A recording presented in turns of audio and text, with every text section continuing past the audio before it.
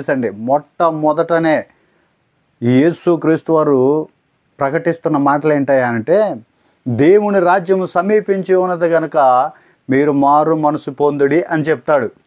ఆ తర్వాత అండి 4వ అధ్యాయం 19వ వచనంలో అక్కడ వలలు బాగు చేసుకుంటూ చేపలు పట్టుకుంటూ ఇలాగ వారి జీవనోపాధిని కొనసాగిస్తున్న వారిని, శిష్యులను చూసి, ఇంకప్పటికి వారు శిష్యులేం కాదు, కొందరిని చూసి అనే చెప్పుకోవాలి. అక్కడ చూసి ప్రభు వారితో అంటాడు, నా వెంబడి రండి, నేను మిమ్ములను మనుషుల పట్టు జాలరులుగా చేస్తాను అనగానే అక్కడ 20వ మాటలో ఉంటుందండి, వలలు విడిచిపెట్టి ఆయనను వెంబడించిరి అని రాయబడి ఉంది. దైవ జనాంగమా, సూటిగా ఒక మాట, యేసుక్రీస్తు వారు ఈరోజు మనల్ని ఏం విడిచిపెట్టమంటున్నాడు? ఆయన్ని వెంబడించాలంటే అసలు నువ్వేం విడిచిపెట్టాలి? నీకు కలిగిన ఆస్తులు, అంతస్తులు అవేం విడిచిపెట్టమంటలేదండి.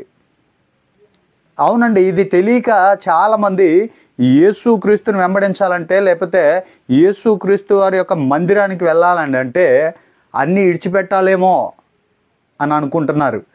లోకంలో అందరిని విడిచిపెట్టాలేమో అనుకుంటున్నారు. ఒక మాట చెప్పనా, ఆయన సూటిగా చెప్పింది ఏంటో తెలుసా? మారు మనసు పొందండి అంతే. ఇంకా దానికంటే ముందు బాప్తిసం ఇచ్చి యోహాను వచ్చాడు కదా, మనందరికీ తెలుసు. ఆయన కూడా చెప్పింది ఏంటో తెలుసా? మారు మనసు పొందండి, మారు మనసుకు తగిన ఫలాలు ఫలించండి.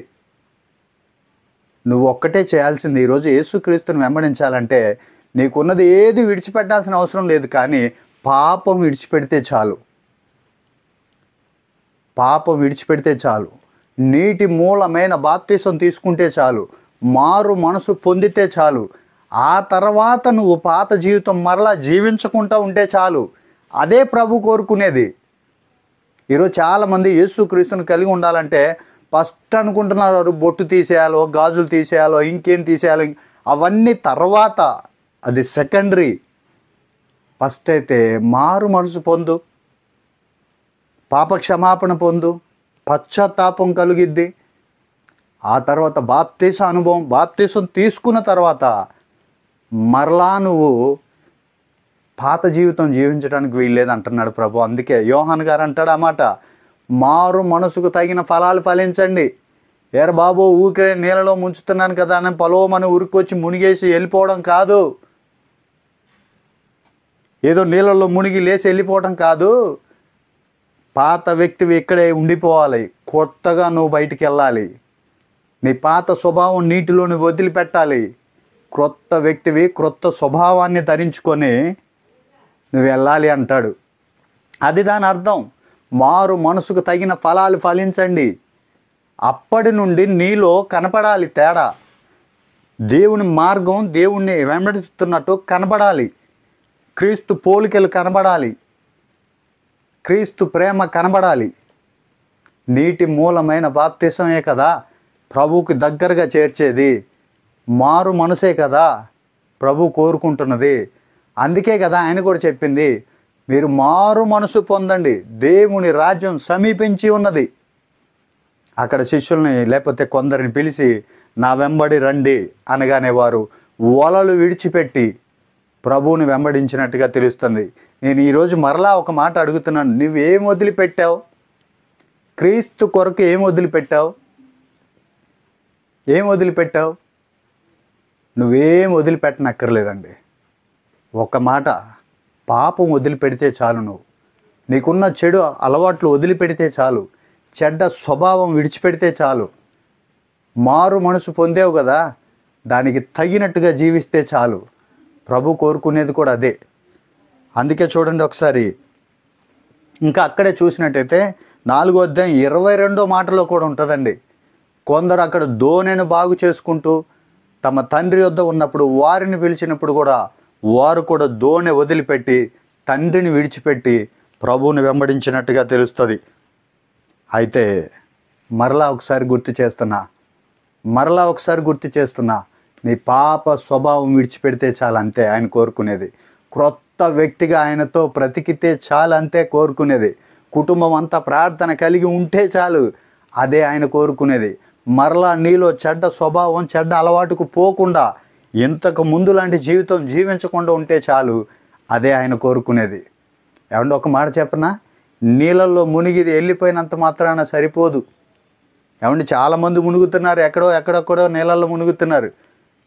ఇప్పుడు మునుగుతారు, మళ్ళీ వచ్చే ఏట మళ్ళీ మునుగుతారు, మళ్ళీ వస్తాయి నీళ్ళు, మళ్ళీ మునుగుతారు, మళ్ళీ వస్తుంది ఆ గడియ, మళ్ళీ మునుగుతారు.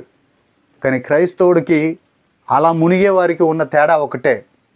ప్రభు చెప్తాడు, అందుకే నీళ్ళల్లో నుంచి నువ్వు బయటికి ఎక్కిన తర్వాత ఇక పాత వ్యక్తివి కాదు, క్రొత్త స్వభావం. అవతల వారికి మనకి అదే తేడా. క్రొత్త స్వభావం కావాలి. మారు మనసుకు తగిన ఫలాలు ఫలించాలి. మారు మనసు పొందే కదా నువ్వు నీటిలో దిగి బాప్తీసం పొందావు. సేవకుని దగ్గర ఒప్పుకుంటున్నావు కదా, ఈ రోజు నుంచి నేను యేసుక్రీస్తుతో నడవాలి, బ్రతకాలి, మందిరానికి రావాలి అని. ఇక పాపం చేయను అని ఒప్పుకోనే కదా నువ్వు బాప్తీసం తీసుకుంటున్నావు. అందుకే యోహాన్ గారు అంటాడు, బాబు రే, ఆ వాగ్దానం చేస్తున్నావు, ఆ మాట ఇస్తున్నావు, అది నీ మనసులో అనుకుంటున్నావు, మారు మనసు కలిగింది, వచ్చి నీటిలో మునిగి తేలుతున్నావు, అంతటితో సరిపోదు. మారు మనసుకు తగిన ఫలాలు ఫలించు. ఎక్కడెక్కడో ఎవరెవరో అందరూ కూడా మునుగుతున్నారు, అలాగే మరలా వచ్చే ఆట కూడా మునుగుతారు. అది మనకి వారికి సెట్ కాదురా బాబు అన్నట్టుగా చెప్తున్నాడు. జాగ్రత్తగా గమనించాలి. ఈరోజు నువ్వు మారు మనసుకు తగిన ఫలాలు ఫలిస్తున్నామా? వాక్య అనుభవం ఉందా? ప్రార్థన అనుభవం ఉందా? చాలా జాగ్రత్తగా గమనించాలి. ఇంకా చూసినట్టయితే వారైతే వలలు వదిలిపెట్టారు, కన్న తండ్రిని కూడా వదిలిపెట్టారు. ఇక్కడ చూసినట్టయితే అండి, ప్రభు చెప్తాడు 6వ అధ్యాయం 33వ వచనంలో అంటాడు ఆయన, మొదట ఆయన నీతిని, ఆయన రాజ్యమును ఎతకండి, ఆ తర్వాత మీకు ఏం కావాలో అడగండి అంటున్నాడు. అక్కడైతే వారు వదిలిపెట్టి వచ్చారండి, ఇక్కడ ప్రభు మనకి ఇవ్వడానికి సిద్ధంగా ఉన్నాడు. ఆనాడు శిష్యులైతే వదిలిపెట్టి వచ్చారు, ఈనాడు ప్రభు అయితే నువ్వు అడుగు అంటున్నాడు. మనందరికీ తెలిసిన ఒక వచనం చెప్పనా? మత్తయి సువార్త 7వ అధ్యాయం 7వ వచనం మనందరికీ తెలుసు కదా, అడుగుడి మీకు ఇయ్యబడును. ఇక్కడ విడిచిపెట్టమన్నాడా నిన్ను ఏదైనా?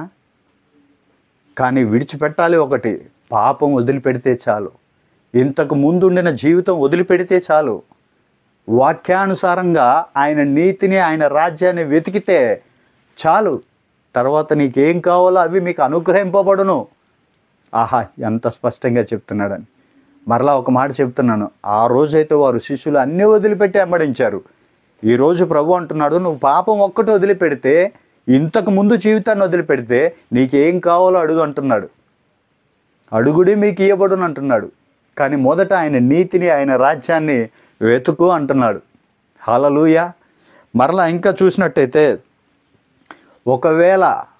ఒకవేళ మీరు చెడ్డవారై ఉండి కూడా మీ పిల్లలకు మంచి ఈవులు ఇవ్వాలని చూస్తున్నారు కదా, మనందరికి కూడా తెలిసిన మాటే అది. రొట్టెని అడిగితే రాతినిచ్చునా, ఇవన్నీ కూడా తెలిసిన మాటలే. మీరే మంచి ఇవ్వాలని చూస్తే మీ పరలోకపు తండ్రి ఎలాగుంటాడు? అంతకంటే మీకు మంచి ఇవ్వాలని చూస్తున్నాడు అంటాడు. ఆహా, అద్భుతం అండి. ప్రభువు మనల్ని దీవించాలనే చూస్తున్నాడు. ఇంకొక మాట సూటిగా చెప్పనా, అద్భుతమైన మాట చెప్పనా, కొన్ని కోట్ల రూపాయలు పెట్టినా వెలకట్టలేని ఒక మాట చెప్పనా, ప్రభు చెప్తాడు, పరలోక రాజ్యం ఇవ్వడానికి నేను సిద్ధంగా ఉన్నానంటాడు. మనందరికీ తెలిసిన వచనమే, యోహాను సువార్తలో రాయబడి ఉంటుంది కదా, నేనే మార్గం, నేనే సత్యం, నేనే జీవం, నా ద్వారానే తప్ప ఎవడును తండ్రి యొద్దకు వెళ్ళలేవడు, చేరలేవడు, చూడలేవడు. నేను ఉండాలి అంటున్నాడు, నేను ఇస్తాను అంటున్నాడు. ఎంత స్పష్టంగా అంటే, నేనే మార్గం పరలోకానికి, నేనే నిన్ను తీసుకెళ్ళేది. ఆహా, నేనే నిన్ను తండ్రి దగ్గర కూర్చోబెట్టేది. ఎంత అద్భుతం అండి. ఆయన ఇవ్వడానికే చూస్తున్న దేవుడు ఆయన. అయితే నువ్వు నేను ఈరోజు ఒక్కటే గమనించేది, పాపం విడిచిపెడితే చాలు, పాపాన్ని వదిలిపెడితే చాలంతే. తిరిగి మరలా దానిలో నువ్వు చేయి పెట్టకుండా ఉంటే చాలు, దానితో సవాసం చేయకుండా ఉంటే చాలు. ఆయన నిత్యరాజ్యం ఇవ్వడానికి మనకై ఎదురు చూస్తున్న దేవుడు ఆయన, పిలుస్తున్న దేవుడు ఆయన. నువ్వు రావాలని, నిత్య జీవం ఇవ్వాలని కోరుకుంటున్న దేవుడు ఆయన. హల్లెలూయా. ఈరోజు మరలా ఒక మాట సూటిగా నీకు తెలియజేస్తున్నా. ఇంతకుముందు ఒకవేళ ఎక్కడైనా ఇంకా వెనకబడిపోయి, జారిపోయి, పడిపోయి, ప్రార్థన ఆగిపోయి, మారు మనసుకు తగిన ఫలాలు లేకుండా ఉంటే ఈ మాటలు ఈరోజు ఈ మాటలు నీతోని సూటిగా మరలా తిరిగి ప్రార్థన ప్రారంభిస్తావని దేవుని వాక్యం నీతో మాట్లాడుతుంది. దేవుని బిడ్డ, తిరిగి స్టార్ట్ అవుతావా? మరలా దేవునితో కట్టబడతావా? మరలా దేవునితో కట్టబడి ఫలిస్తే దేవుని రాజ్యంలో ఉంటావు. Amen, amen.